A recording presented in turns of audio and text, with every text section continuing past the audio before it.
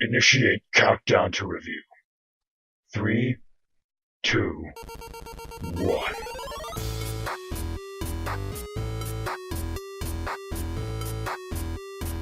ElChizzoReviews.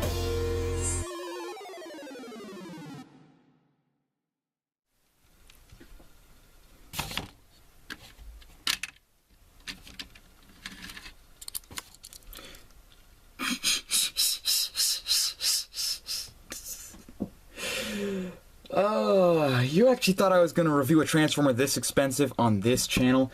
No, if you want to see that review, go check out the link in the description below to a different channel that I actually review this on. Almost like a parallel universe. Okay, I've had my fun. Dave! Get Blaster back to the shelf! I have to do everything! Today we're looking at Rewind, one of the mini-cassettes of Blaster's team. However, you can see that he's not exactly a cassette this time around.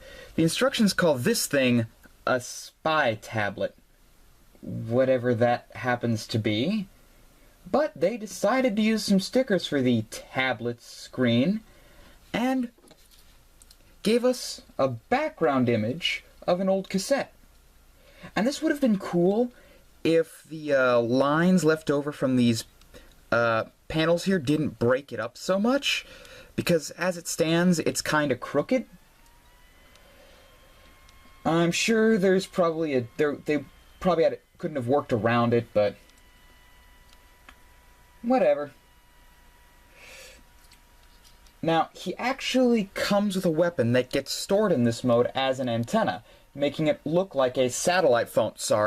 Satellite tablet at that size.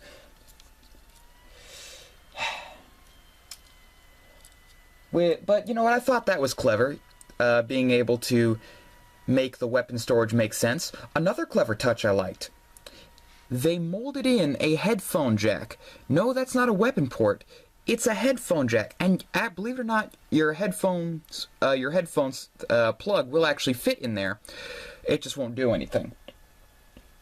But, you know, I found that to be hilarious in its own way.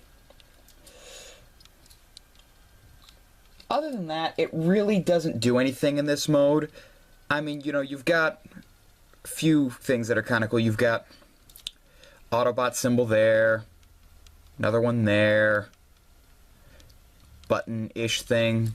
I mean, the whole illusion kind of breaks up when you get to the back, because that's clearly a robot chest, but we won't complain. Anyway, since that's about all he does in this mode, I wanted to get to the good part. Rewind here is actually a triple changer. Let's get our transformation specialist back in here. Dave! But I just got the big one back on the shelf!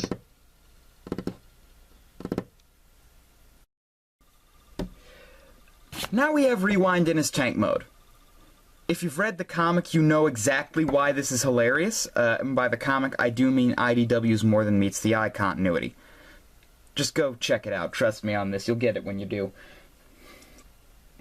And I have to say, this is a clunky-looking tank. Whoop. You can probably see how this mode is achieved just by looking at it. The silver siding from the tablet mode folds up to create the big old block on top, and the treads here were just hidden under these. What I like, though, is that the antenna gun now becomes the cannon. I like this idea as it keeps the included weapon from being superfluous, which there has been an issue with in the past. He has wheels under his fake treads, although he weighs so little that they really don't do much. See, that's about all the roll he gets. The cannon can articulate up and down, but there really isn't much else going on here. So, let's get right into robot mode. Dave! Again? Come on! Now here's the final mode, and it's actually pretty good for what it is. The head sculpt is spot on for Rewind. Well, it's spot on for all the cassette bots, but especially Rewind. Oddly enough, we'll get to that in a minute, but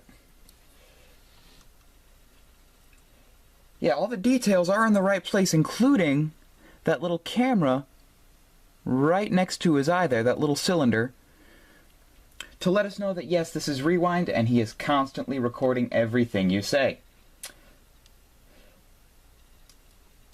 As far as molding decisions go, actually, the arms are an odd one. You're supposed to turn these out. For some reason, this one is hollow and this one is not. And while this one is hollow, they did seem to try to mold it so that it looked like this one. I don't know what their decision was in that process, but as far as articulation goes, he does have amazing range for what he is because of all of his transformation joints. His shoulder has 90 degrees of range up and down. A little more if you want to pretend that that's a shoulder joint, not an elbow joint.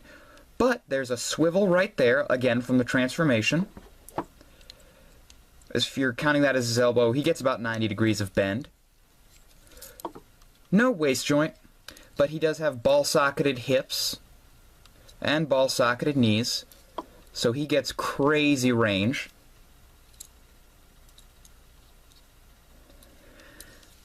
And it really is amazingly articulated for the little guy. Let's take a closer look at his weapon while we're at it. This is a little 5mm. Well, it's basically the standard handle size for most Transformers. You plug it right in there, or if you like, he's got this port on the side, which is left over from Transformation. But then you've got that going on.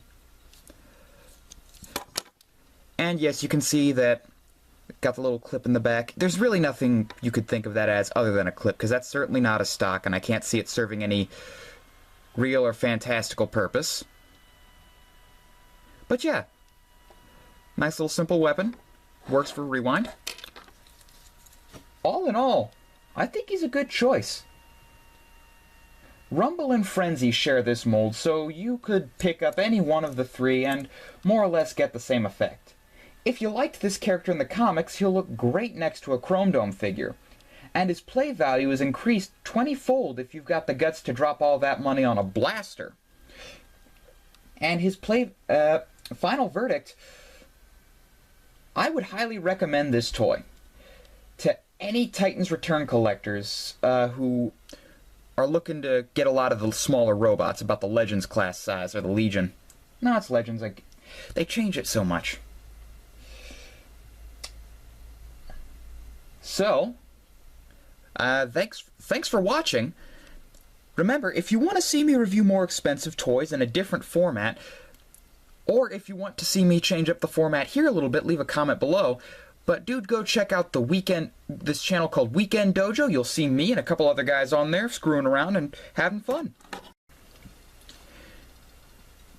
Dave, what are you doing? Shut up! This thing has a headphone jack and it doesn't explode. I transformed this thing 3 times. I deserve this. Fine. Just don't run up the phone bill. I won't. Yes. Hello, I would like 1 small pepperoni pizza.